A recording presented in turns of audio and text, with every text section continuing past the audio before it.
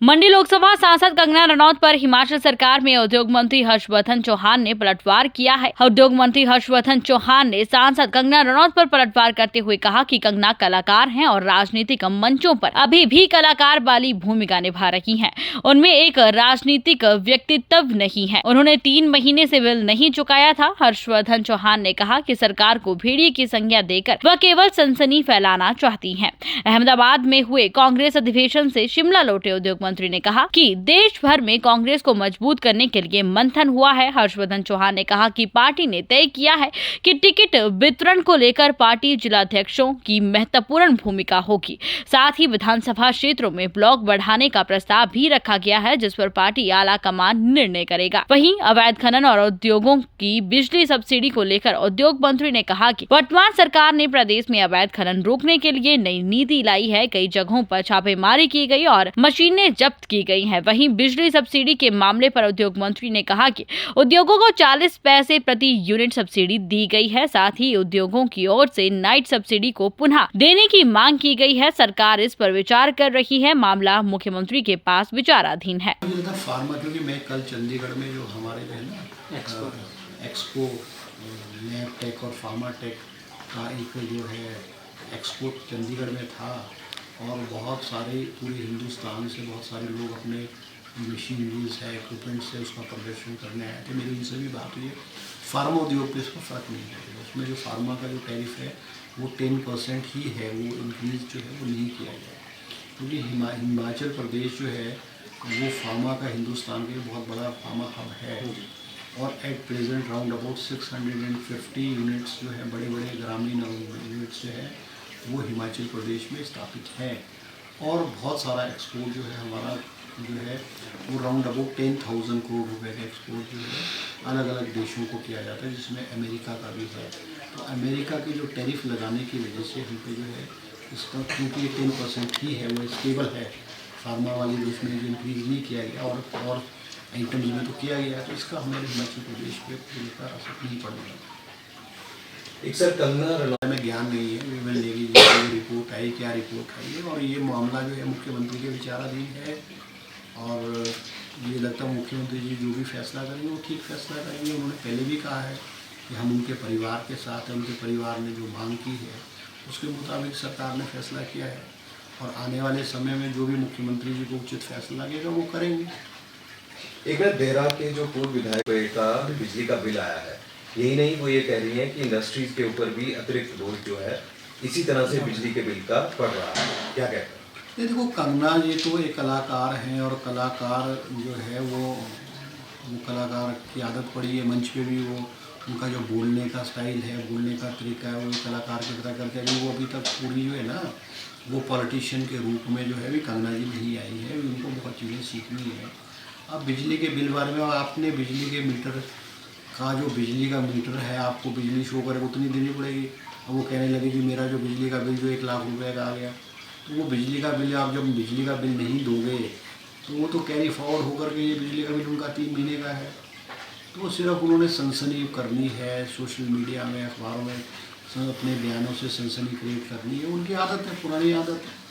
मगर अब मुझे ऐसा लगता है उनको जो है जो she is now a politician, तो उनको अब अपनी हर चीज़ों को सीरियसली लेकर के जो है और सनसनी को जो है वो नहीं करनी चाहिए। आज उनको जिम्मेवारी दी गई है मंडी पार्लियामेंट्री चुनाव क्षेत्र की पार्लियामेंट में रिप्रेजेंट करने की, लोगों की आशाएं और आकांक्षाओं पर उनको खरा उतरना चाहिए और उनके लोगों की समस्या को हल करना चाहिए। अनाप शनाप बयानबाजी करने से मुझे लगता है इससे उनको कोई राजनीतिक रूप से कोई लाभ नहीं होने वाला है, सिवाय सुर्खियाँ क्रिएट करने के अलावा कुछ नहीं है। कांग्रेस के ऊपर भी टिप्पणी उन्होंने की है और तरह तरह की भाषा का जिस तरह से इस्तेमाल। चलो देखो, ऐसा ना वो कलाकार हैं, डायलॉग बोलना जो फिल्मों में फिल्मी डायलॉग है उनको आदत है, तो उस तरह से बोल रही है। उनको मुझे लगता है उनकी जो बातों को जो है हमको ज़्यादा सीरियसली लेने की जरूरत नहीं है। तो क्या बोलती है, क्या वो एक मनोरंजन का साधन भी है, एक्ट्रेस भी मनोरंजन का साधन भी है।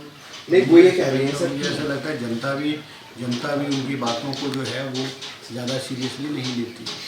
वो ये भी कह रही हैं कि भेड़िए की संज्ञा दे रही हैं। वो कह रही हैं कि भेड़िए की तरह उनके हाथों में सत्ता जो है वो यहाँ के लोगों ने दी है। तो ऐसे में इस तरह की भाषा शैली एक एमपी जो है वो कर रही हैं जिस तरह से, तो कहीं ना कहीं ये अट्रैक्शन। देखो ऐसे है ना, कुछ बातें तो वो सिर्फ सनसनी क्रिएट करने के लिए करती है और वो नहीं जानती कि जो भेड़िए वाली बात जो बोल रही है ना, वो नहीं जानती कि जो हिमाचल प्रदेश की जनता है वो समझदार है, पढ़ी लिखी है, पॉलिटिकली अवेयर है और वोटों के माध्यम से उन्होंने हिमाचल प्रदेश में कांग्रेस की सरकार को स्थापित किया है और इस सरकार को ऑपरेशन लोटस के माध्यम से भी गिराने की कोशिश की गई थी, मगर उस ऑपरेशन लोटस को मुख्यमंत्री सुखविंदर सिंह सुक्खू जी के नेतृत्व में फेल किया गया है और हिमाचल प्रदेश की जनता ने जिन्होंने अपने ईमान को बेचने की कोशिश की, उनको हिमाचल प्रदेश की जनता ने बाहर का दरवाज़ा दिखाया है। तो ये जो बोलना है कल, ये तो जो जनमत का अपमान है, जो हिमाचल की जनता ने कांग्रेस को जनादेश दिया उसका अपमान है। जो भी वर्डिक्ट जनता ने दिया है उसका हमको, चाहे हम जिस मर्जी राजनीतिक पार्टी के लोग हों, चाहे सत्ता के चाहिए, हमको उसका सम्मान करना चाहिए, उनको भी सम्मान करना चाहिए।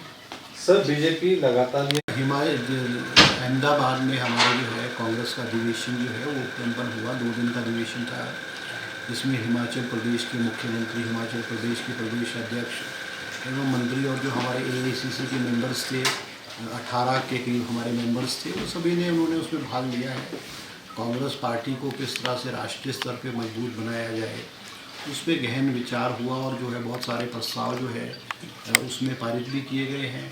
और सबसे बड़ी बात है कि आज भारतीय जनता पार्टी जो है उसको कैसे रोका जाए, कैसे इसकी जो है इनकी खिलाफत की जाए और इसको इनकी जो नीतियां हैं इस देश को तोड़ने की, राजनीतिक आधार पे, धार्मिक आधार पे, क्षेत्र के आधार पे जो भारतीय जनता पार्टी जो राजनीति कर रही है उसको जवाब देने के लिए जो है विस्तृत रूप से चर्चा हुई और एक रोड मैप तैयार किया गया जिसमें पूरे देश में और प्रदेशों में कांग्रेस पार्टी के ढांचे को खड़ा किया जाए, किस तरह से इसमें मजबूत किया जाए। और एक फैसला ये भी हुआ है कि हमारे जो डिस्ट्रिक्ट के जो हमारे प्रेसिडेंट्स होंगे पूरे हिंदुस्तान में, उनका टिकट के डिस्ट्रीब्यूशन और कांग्रेस के संगठन में जो है एक अहम रोल होगा।